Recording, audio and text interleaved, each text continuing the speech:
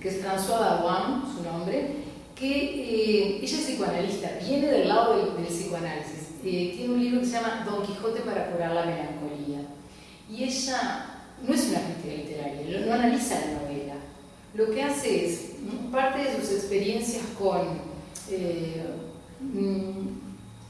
víctimas de segunda generación de los horrores de la guerra, por ejemplo, gente que sus padres han sido mutilados o deportados o desaparecidos en la Segunda Guerra Mundial. Ella es francesa, trabaja con pacientes franceses básicamente, y a partir de ella se acerca al Quijote, ella misma también es descendiente de resistentes franceses, se acerca al Quijote y encuentra en el Quijote claves para curar el dolor, dice ella, ¿no? Lo que se da cuenta en definitiva, o es una hipótesis, ¿no? Usted podría decir que eso es un disparate, ella lo fundamenta bien, es que Cervantes escribe el Quijote, dice ella, para conjurar su propio dolor, el dolor de su propia vida, que también estuvo preso, que también fue deportado, en fin, varias adversidades pasó.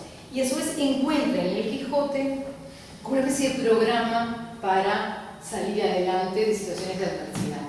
Y ella va confrontando episodios del Quijote con episodios de sus pacientes. En definitiva, lo que ella, como la gran propuesta, es que el humor, la risa franca, la burla, pueden ser muchas veces herramientas para superar el dolor. Por supuesto, también la ironía, la resignación, pero no cualquier resignación, la resignación reflexiva y distanciada, y sobre todo la posibilidad de expresar el dolor, de hablarlo, de decirlo. Entonces, bueno, a veces lo que no podemos decir, a veces la lectura nos da palabras también. Por eso les digo que la experiencia con personas, por ejemplo, privadas de libertad, o una experiencia de duelo, o diferentes situaciones graves, duras del individuo, muchas veces la lectura, a veces ni siquiera una novela, ¿no? Porque cuando estamos muy desconcentrados, muy angustiados, a veces la poesía, por ejemplo, puede ser una forma también de dar al individuo palabras para expresarse. Y eso, bueno, es lo que el psicoanálisis en definitiva busca, ¿no? La expresión. Así que, bueno, ¿qué es lo que quiero reivindicar con todo esto? La vigencia de las obras como forma de representar seres humanos, de representarnos a nosotros y de representar a otros. Y en ese sentido, creo que la expresión es del escritor, pero también del lector, ¿no? Un poco lo que esta psicoanalista propone. Bueno, a su vez, podría confundirse esto con pensar que la literatura es un sustituto de la vida, ¿no? Es decir, bueno, leer pasaría a ser más importante que vivir, pero bueno, es nada más lejos de lo que está proponiendo este modelo. Incluso Shakespeare y Cervantes, siendo dos grandes escritores, son además personas que vivieron muy intensamente, porque nosotros tenemos a veces esa idea del escritor como alguien que está en su gabinete, muy cerebral, y lejos de la vida, y una especie de misántropo, lejano al mundo. En realidad tenemos sacados escritores bien vitalistas, porque si metieron las manos en la masa en el sentido de hacer de todo, ¿no? Pero personas que hicieron de todo. Y creo que eso también es interesante. Y en su obra, una de las cosas que tienen en común también es desarmar la solemnidad de los propios medios que usan y ver las limitaciones. Por ejemplo, Shakespeare, de algún modo, en su teatro, propone el teatro como algo artificioso y como una ilusión. Es decir, hay de algún modo una distancia, una crítica al teatro desde el teatro.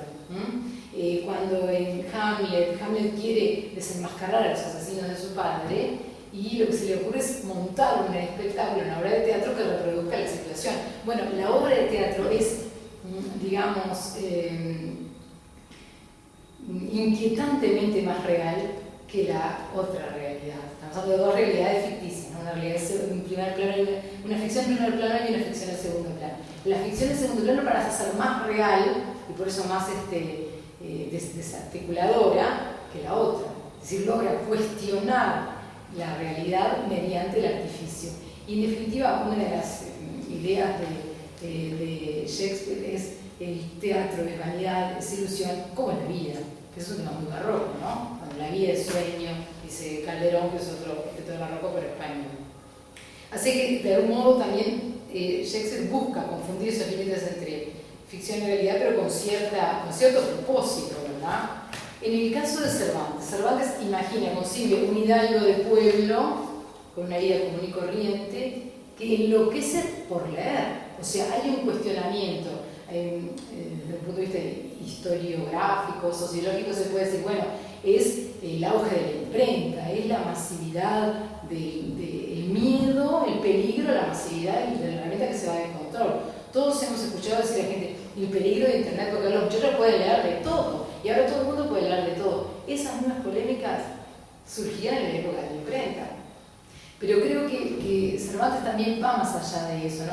No es solamente el peligro de la impresión de cualquier cosa, creo que es cómo la ficción puede arrasar con la vida si esa vida es muy pobre, como la de este hidalgo, ¿no? Es decir, en realidad lo que hace Alonso Quijano, que es el nombre del hidalgo protagonista que luego va a ser Don Quijote, es devorarse novelas de caballería para sustituir una vida mal vivida, una vida que no vive. Entonces ahí es donde está el peligro de la ficción, impostar a un ser quien no somos. Creo que eso es lo que en ese sentido también creo que desarma la herramienta, el instrumento. Es decir, hay quien dice, o es un tópico ya decir, es la última novela de caballería y la primera novela moderna, del Quijote. Es decir, escribe una gran novela de caballería para liquidarlas. Bueno, es mucho más que una novela de caballería, el Quijote. Pero lo que está mostrando justamente, creo yo también eso, en un momento además curiosamente en que la iglesia y los moralistas estaban contra los libros de caballería, porque decían que despertaban mucho la imaginación, que las mujeres no lo podían leer porque había enamoramientos muy fogosos, no los dejaban enviar a América, estaban prohibidas enviar a América obras de imaginación, decía el decreto, el estatuto, obras de imaginación, entre otros libros de caballería, porque podían estimular demasiado la imaginación de los indígenas, en fin, cosas por el estilo que tenían que ver con la moral de la época y con los peligros de la ficción, sobre todo de lo inverosímil, de lo maravilloso. Pero Cervantes apunta todo por otro lado, usando de algún modo el discurso moralista, apunta para otro lado, porque Don Quijote también es una ficción, ¿verdad? Pero, digamos, apunta por otro lado en el sentido, no es lo inmoral lo que está cuestionando, sino la forma en que se lee.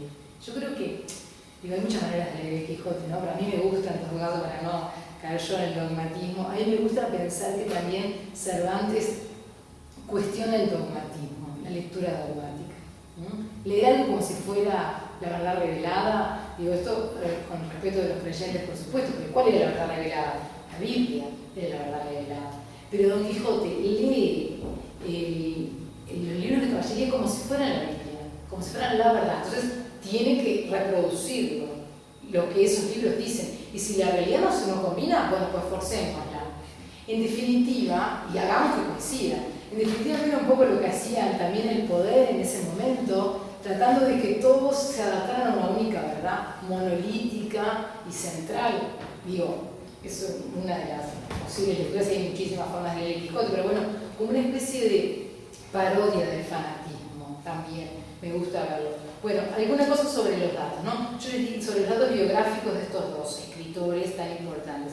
Yo les dije, hay pocos registros de ellos. Es increíble, ¿no? Porque nosotros vivimos en una época que a mí me parece a veces hasta un poco, no sé cómo decirles, pero un poco excesiva la superproducción de imágenes, ¿no? Eso de que la gente se esté sacando fotos a cada instante, y a cada instante colgando un nuevo perfil de Facebook, y la reproducción de la realidad de una manera vertiginosa, más rápida que la propia realidad, parecería, ¿no? Entonces es increíble que no tengamos de Cervantes ni de Shakespeare ni un solo retrato fiable.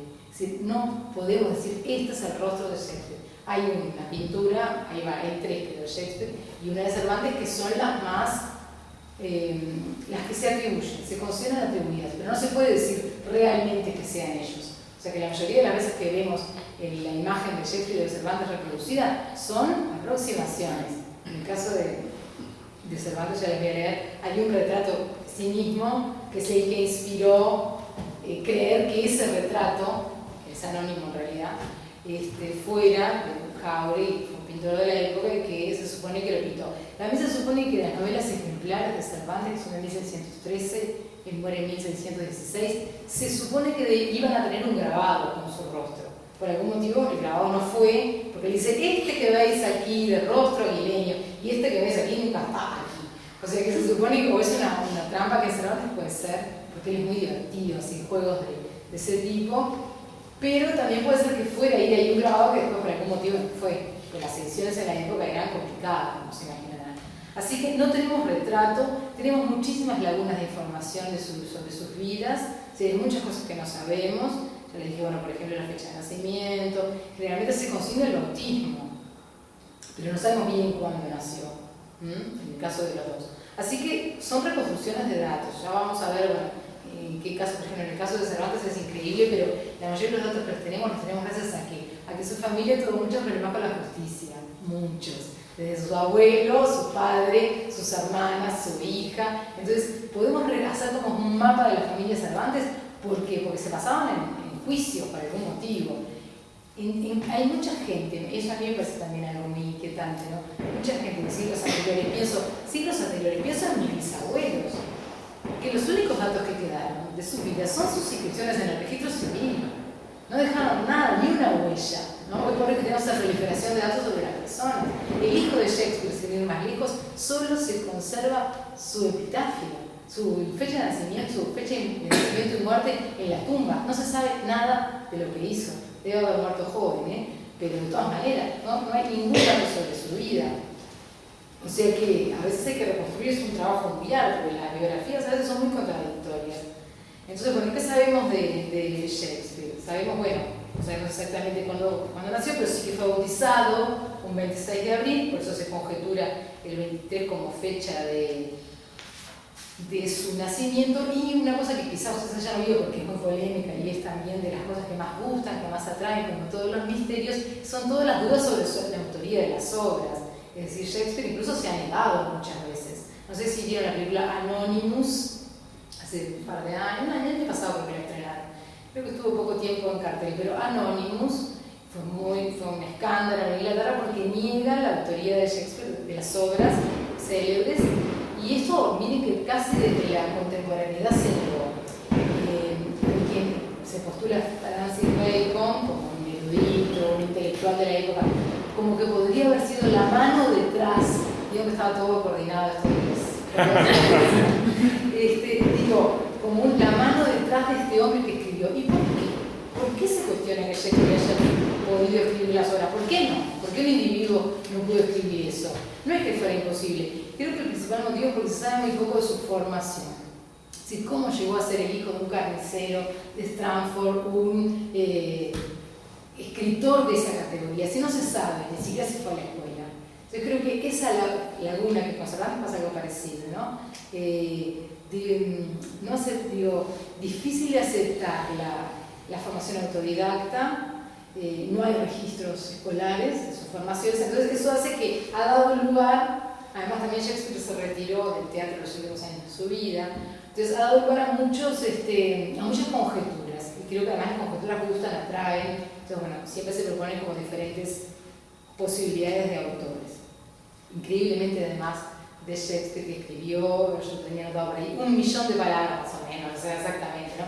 Que dejó 1 millón de palabras de texto, sin embargo, ¿saben cuánto dejó escrito de su puño y letra? Solo 14 palabras, es decir, 6 firmas, y en el testamento pone, por mí, William Shakespeare, es decir, no se conserva ni un manuscrito de él.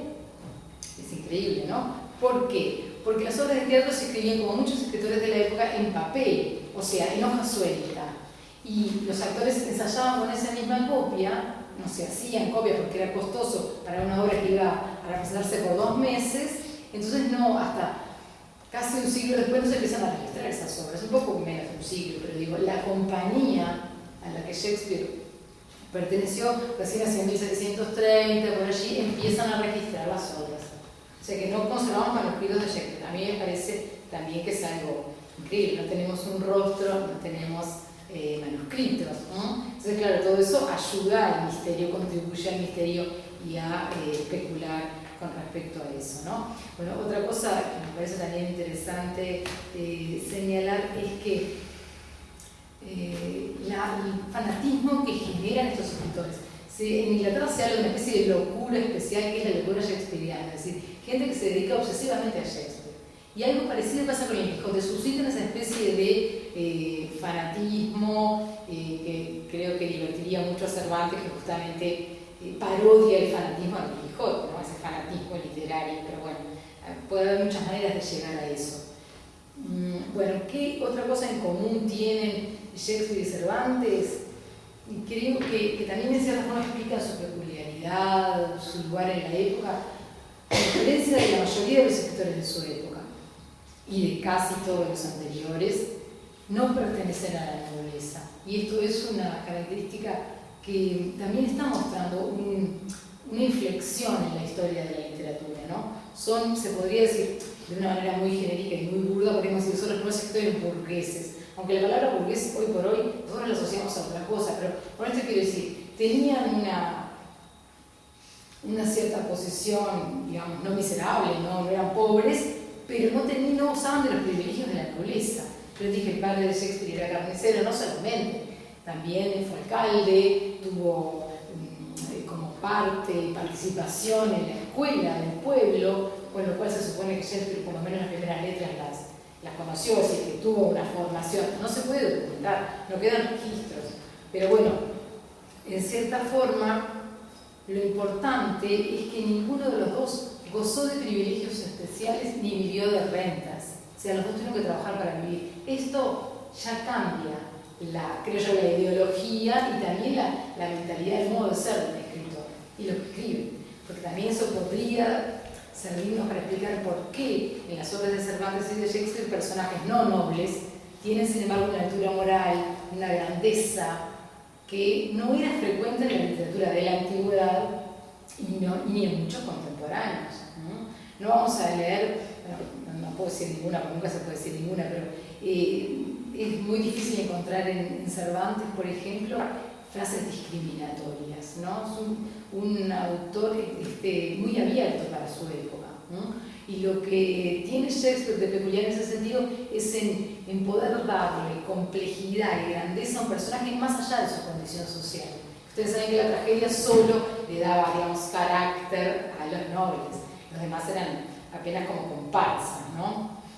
Bueno, entonces también se enfrentan a una cosa nueva estos escritores y es adaptarse a las reglas del mercado, por decir algo, ¿no? Digo del mercado para escribir obras populares o para escribir obras elitistas y negarse a entrar en el mercado. Pero en todo caso, el problema del dinero aparece en esta generación, ¿no? El comienzo del Quijote, el narrador, no sabemos quién es un narrador en tercera persona, el comienzo, empieza en primera, va cambiando la voz narrativa, ¿no? De cuyo nombre no quiero acordarme, ¿no? En lugar de La Mancha, de cuyo nombre no quiero acordarme. Ese narrador, ese primer narrador, en algún momento se le acaba el texto, no tiene nada más que decir, dice que en realidad perdió, no tiene la segunda parte del manuscrito.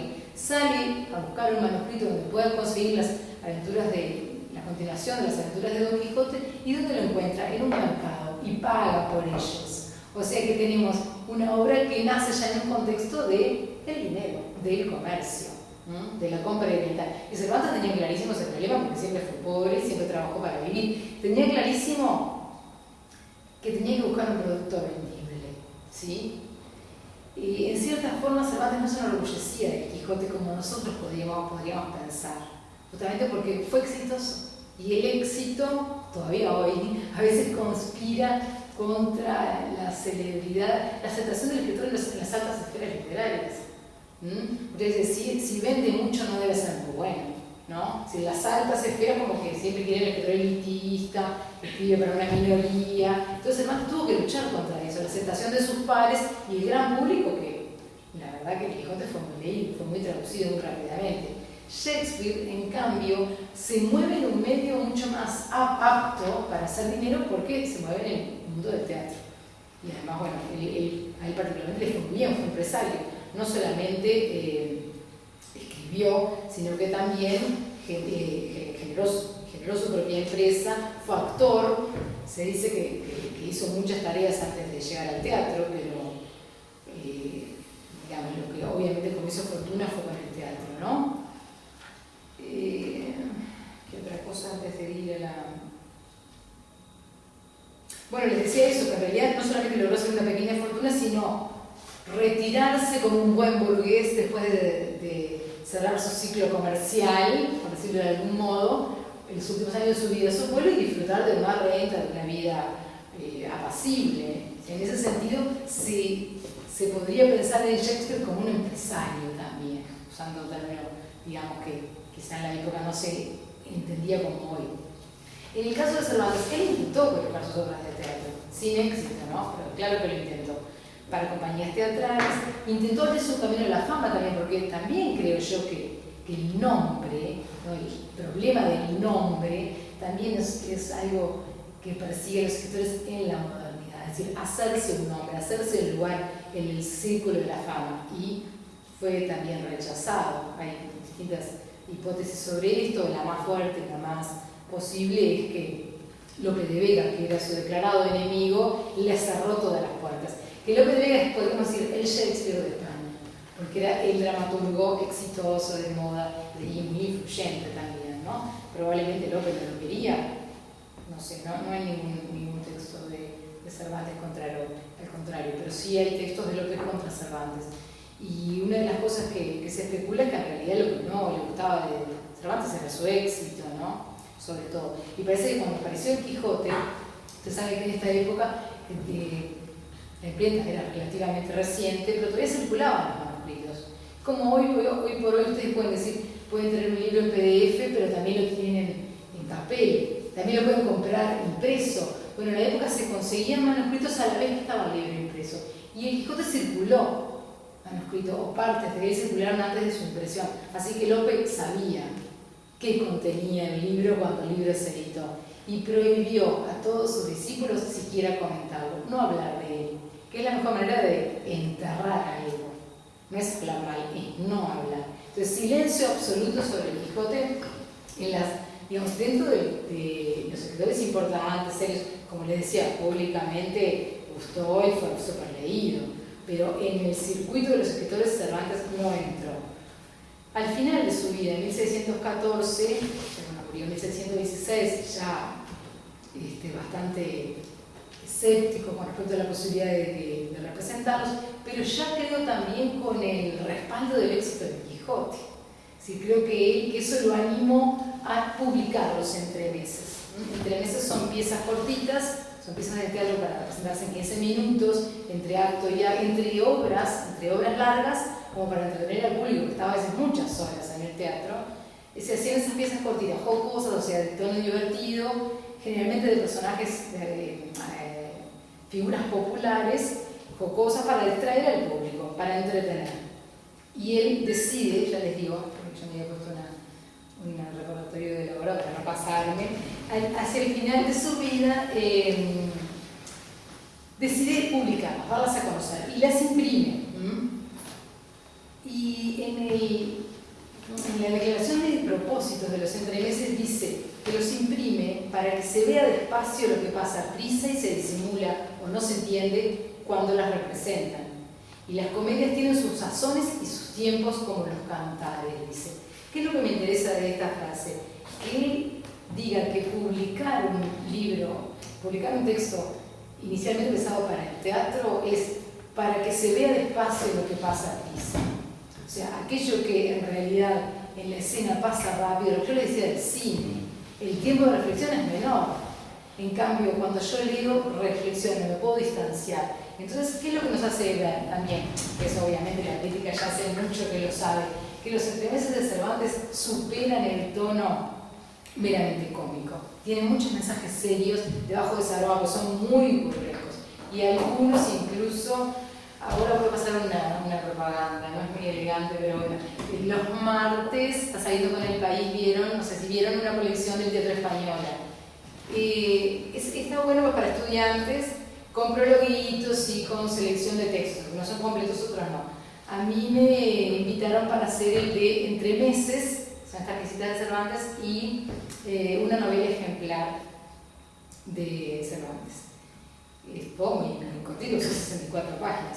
Pero bueno, había que elegir qué entremeses. Yo quería uno que en parte, el motivo por el que finalmente quedó otro, es porque tiene escenas muy, digamos, podríamos decir, no sé si eróticas, de subido tono, porque no hay erotismo en escena, era imposible que hubiera erotismo en escena de esta época, pero hay dobles sentidos, un marido engañado, una mujer que hace pasar al amante por atrás de una tela y lo esconde, cosas que en realidad pueden todavía hoy desestabilizar, sobre todo la desfachatez con que eso se presenta. Y saben lo más sorprendente, que no hay moraleja final. En los meses no hay moraleja, no hay que hacer esto porque no hay castigo. Todo termina en una fiesta, en un baile, en los festejos del día de San Juan. Entonces, quizá lo más chocante es que no hay un castigo a la transgresión. En ese sentido digo, ¿cuántas cosas quiere decir Cervantes a veces a través del humor? Y creo que una de las cosas, por decir algo, no quiero extenderme y quiero ir a algo que me parezca significativo, es por ejemplo el papel de la mujer. Que en el caso de, ya que digo esto de Viejo Celoso, se llama la ley para que lo lean, sobre todo los jóvenes, y son cortitos. Un crítico cervantino dice que los entremeses son juguetes de un cuarto de hora, tan cortos son bien breves. Y esto se llama El Viejo Celoso, el que les digo, ¿no? Pero entonces, en definitiva, lo que intenta Cervantes con estos entremeses, ¿qué es mostrar la otra cara del poder, o sea, una desestabilización de la autoridad, de la represión, no mediante la crítica, porque quizás no se podía, en una época en la que escribe diferentes motivos, tanto Shakespeare como Cervantes conocieron la censura, ¿no? Censura en cuanto a épocas de cierta intransigencia, en la que no se podía decir cualquier cosa, como se imaginarán, ya sea por crítica a los reyes, al poder. Por eso que muchas obras de Shakespeare, por ejemplo, se ambientan en el pasado, ¿no? O ya sea por crítica religiosa, y el pasado muy cuidadoso, se podía ser censurado. ¿Cuál era el mejor camino para decir las cosas? El humor. Y creo que eso los dos lo tienen bastante claro. El bufón, la función del bufón en Shakespeare. El bufón siempre es el que le dice al rey aquello que nadie se anima a decirle.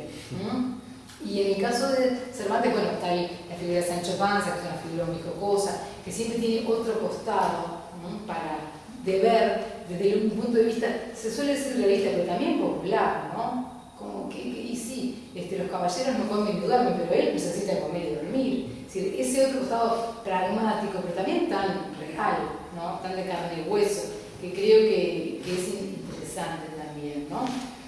Bueno, así que me quedó para decirles algo más de la formación, pero en el caso de Shakespeare, les decía, no se sabe nada de su formación y aparece como a los 29 años, después de tener muy joven, se casa, deja a una mujer como 9 años mayor que ella, la deja embarazada, se casa con una mujer humilde de la aldea y al poco tiempo se va para Londres porque tiene un problema con la justicia. Y le parece que lo encuentran cazando ciervos clandestinamente en el territorio de un noble que lo persigue y él escribe una especie de libelo en su contra. Y a partir de ahí redoble la persecución, se tiene que escapar a Londres. Hay un montón de años de la vida de Shakespeare que no se sabe qué hace, como entre los 22 y los 29. Y ahí reaparece convertido ya en un dramaturgo de éxito. Y algo parecido pasa con Cervantes, es increíble, pero él en una reyerta, en una pelea, mata a un hombre, es muy joven. Y allí tiene que escapar, la justicia le dictamina que tiene que cortarle la mano, que era la sanción que tenían, ¿no? Él se escapa a Italia para evitar caer en manos de la justicia. Y paradójicamente termina perdiendo el uso de la mano izquierda en la batalla, pero en una ocasión honorable. Es decir, fíjese qué diferencia, ¿no? Dice la batalla de Lepanto, la más alta ocasión que vieron los cielos. Una batalla súper importante para España, España ganó, para la cristiandad, mejor dicho, pero en realidad se había escapado de España por razones bien digamos, barriales, podríamos decir, una reyerta callejera. Y también viene de una familia, un abuelo jurista, de una familia con cierta sombra por la sospecha de conversos de judaísmo. Es decir, no se suele ver un Cervantes judío, podríamos decir, él parecería la cachada de un español ortodoxo. Pero ¿por qué no? Había tantos judíos disimulados, no judíos de la religión, ya no, porque había pasado 2 o 3 siglos de conversión, pero sí de sangre judía, por decirlo de algún modo, puede parecer un poco racista, pero digo, de una tradición, por ejemplo, una cosa que tenían los judíos conversos españoles, que se casaban entre ellos. Entonces Cervantes se casa con una descendiente de conversos. O sea que todo hace pensar que ese factor, por ejemplo, le obstaculizó el acceso a cargos burocráticos, a cargos en el Estado, aunque nunca se dice, ¿no? Pero la familia tiene cierta mancha, por decirlo así. Mi padre de una profesión sencilla, es cirujano, que en la época es